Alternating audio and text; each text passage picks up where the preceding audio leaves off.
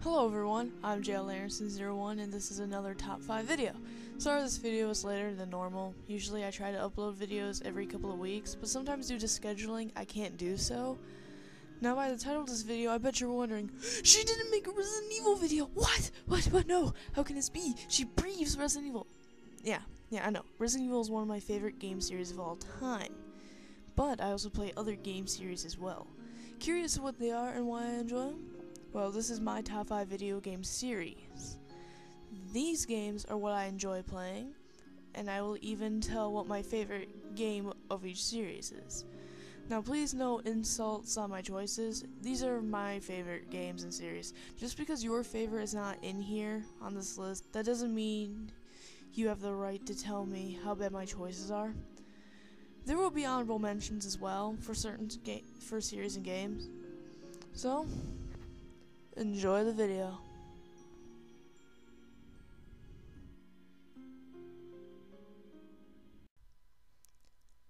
Taking the number 5 spot is more of a childhood game series that I had enjoyed growing up, being one of the earliest games I have ever played.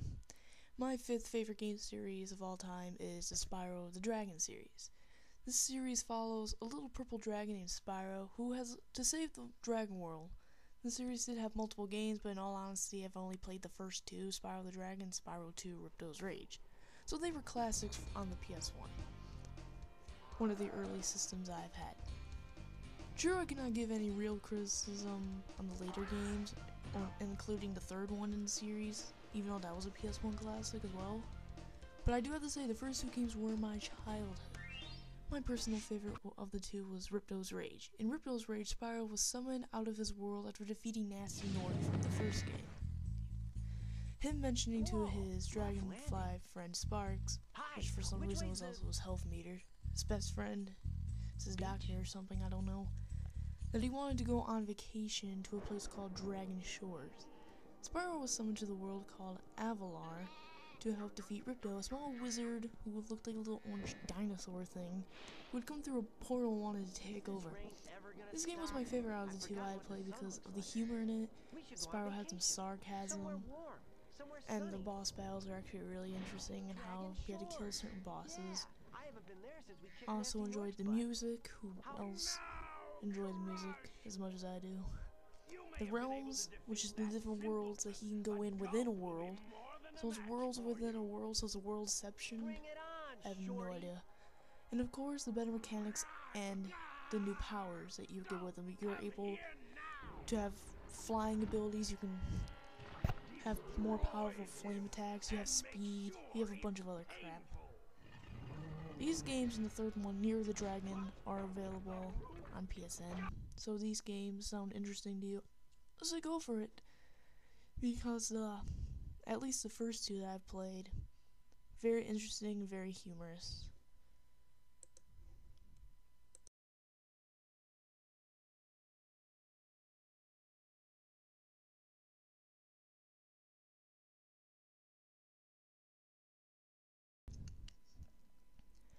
Now taking the number 4 spot, some of you may have expected this or you may not have. Well, taking the 4th spot is the Silent Hill series, which I believe was a competitor of Resident Evil back in the day when they were released. Silent Hill is a psychological survival horror game, and I'll admit, it has a lot more scary elements and moments than Resident Evil, because it messes with your head. What is this? Ugh.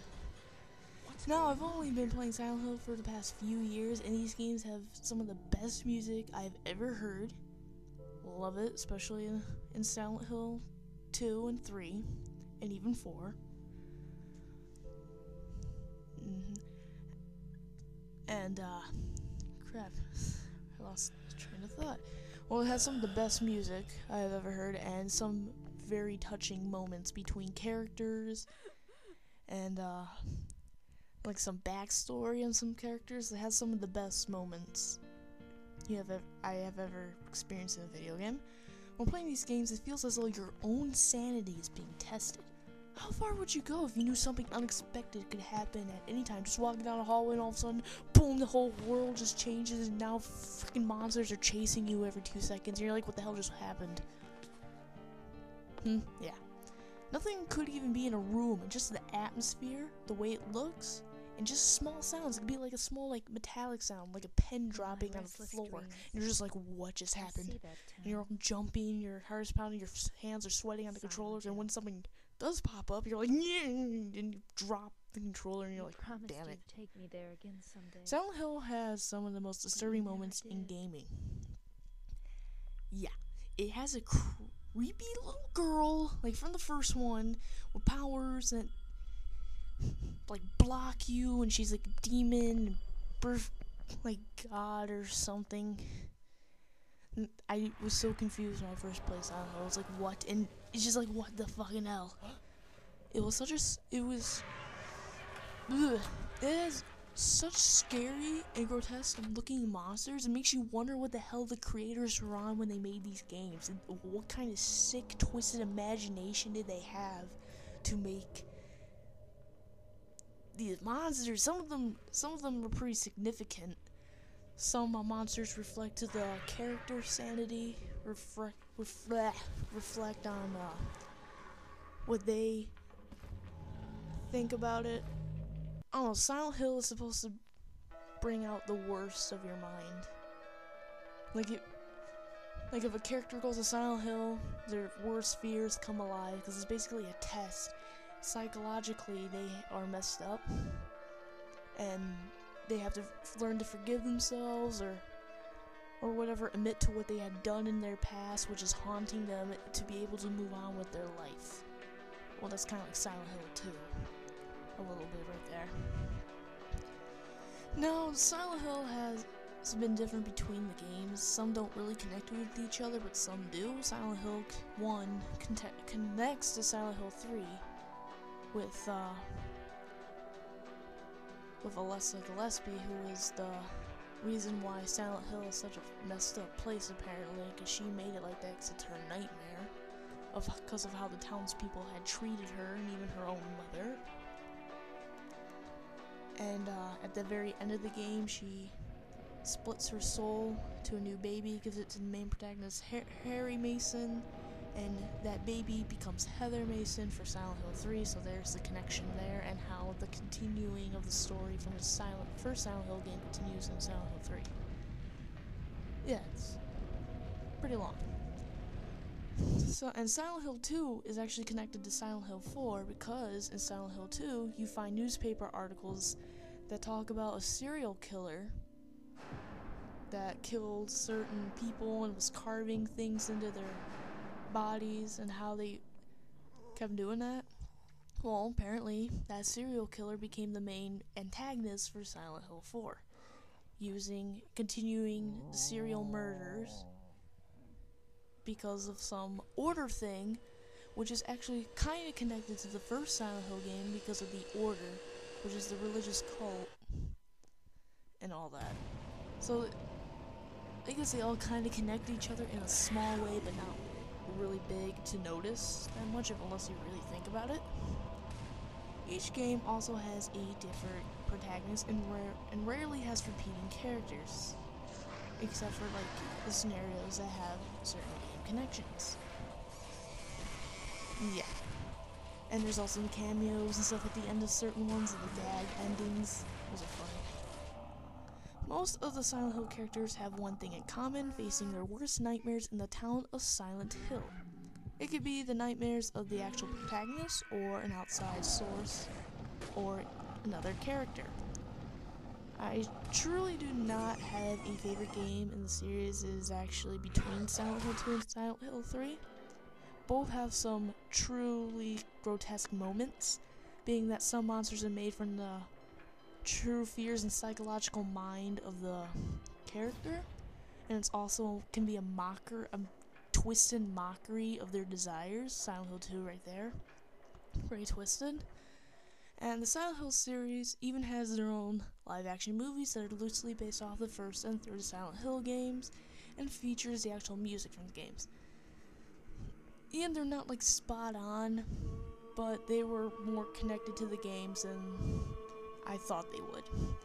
They also have Pyramid Head in the movies. You know, the main pursuer, not pursuer, I'm mixing Resident Evil now with this. He's not a pursuer, he's a punisher for James Sunderland in the second Silent Hill game. He also is like a punisher of some sort in the movies, but I'm not going to spoil it because the movies are slightly different than the games. And also the second Silent Hill movie, Revelations, has Pyramid Head in it again, and he has a different role. I'm not going to spoil it because that was actually pretty cool when I saw it. It's also, a lot of fans were happy to see that fan favorite enemy in the movies. I thought it was awesome. So, Silent Hill is a great horror series. Any horror game fan would love to play it. Although some people who've played Amnesia would go to that game and say it's not scary, I beat Amnesia. True, but some of the monsters are going to make you go, what the frickin' hell were they thinking? That game makes you think, and it messes with your head. It's awesome. It has the suspense, it has the music, it has the characters, it has the great moments of survival instinct and situations, and it has very messed up and grotesque monsters that will haunt your nightmares until you play another horror game, then it goes away. So if you never played these games, I suggest you try them out because they're actually pretty interesting. Alright, the number 3 spot, I bet so many people are going to rage in anger that it isn't in my number 1 spot. I think we already know what that is. I mean, have you seen my channel? It's full of it. And now that you're probably thinking, you weirdos. So the number 3 spot goes to what many people would consider one of the greatest video game series of all time. Yes, I'm talking about the Legend of Zelda series. The Legend of Zelda series is an adventure game following a hero named Link, who just happens to be saving the entire land and saving Princess Zelda multiple times. When I say multiple times, I mean multiple times because it's a lot of times. Yeah, I'm being redundant. This series has been going on since the 80s. It's like forever. And with the release of The Legend of Zelda Skyward Sword, it marked the 25th anniversary of the series. Yeah, a video game series that's older than me and still kicking and still making great games and still a popular choice in gaming. Yeah. Now Link is the main hero of the land of Hyrule. He's called also the hero of time. He's called like a chosen of the goddess. He has multiple titles. But yeah, I think his more famous title is the Hero of Time. Now, a fan favorite of the series is The Legend of Zelda Ocarina of Time, which was released on the N64 in 1998, and I personally owned it for the Virtual Console on Wii and even the 3DS version. But, I have never played it on the N64. Yeah, I bet all of you say I didn't have a childhood because I didn't play N64 that much. My parents never bought Nintendo consoles, even though I begged for a GameCube when I was younger. I never got it. Yeah, so I've only had handhelds, so I've had a Game Boy Color, Nintendo DS, and now the 3DS. I kind of skipped to Game Boy Advance and SP, because I can. Yeah. The only time I've ever played the N64 was at my cousin's house, and even then I never played Ocarina of Time as a kid because they didn't have it. They didn't have any Legend of Zelda games. I played Super Mario 64 or even the Donkey Kong and maybe like a racing game that was with that. So I didn't get into the Legend of Zelda series until much later in life. When I say much later, I'm like saying 14, 15. And that's when I got a Wii as my first Nintendo console. And I got Twilight Princess as my first Legend of Zelda game. And here is another thing that many people are going to rage about. My favorite Legend of Zelda game is not Ocarina of Time, even though I've played it. Nope, my favorite Legend of Zelda game is actually Majora's Mask, and I even like The Wind Waker as maybe like a number 2 on that, of my favorite Legend of Zelda games. Majora's Mask is my favorite because of the very dark atmosphere that's in the game. You can feel despair in there. I mean, you know if you don't complete your objective in like objective, I can't talk, in the 3 days that they give you, because it's a time game. Kind of like Pikmin, if you ever played that. It's a timed game. The world would end in 3 days if you did not stop the moon from falling and killing everyone. Yeah, I bet many fans of this series who played this game were saying they were going to play the Time's End theme when 2012 was supposed to end the world, because it was the end of the Mayan calendar. It's kind of fitting if you think about it. It's a really good song, I'll admit that. I also enjoy the masks in the game. How you can be other beings by putting on the mask. You can be a Deku scrub, a Goron, or even a Zora. Dekus are like plant things that have the Deku sticks and the Deku nuts. I'm pronouncing Deku wrong because a lot of people say it various ways, but that's how I've heard it the most often. Deku, or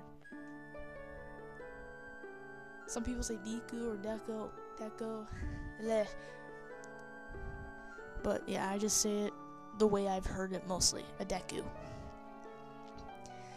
Goron is I guess like the rock guy. Like I could explain, they live in like rocks and they eat rocks, and they're pretty durable.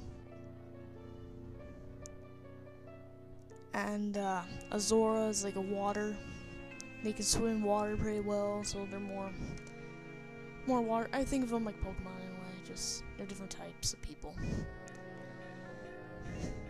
But yeah. I also enjoyed the Ocarina songs. Yes, Ocarina Time had you play the Ocarina, you play the song, something happens.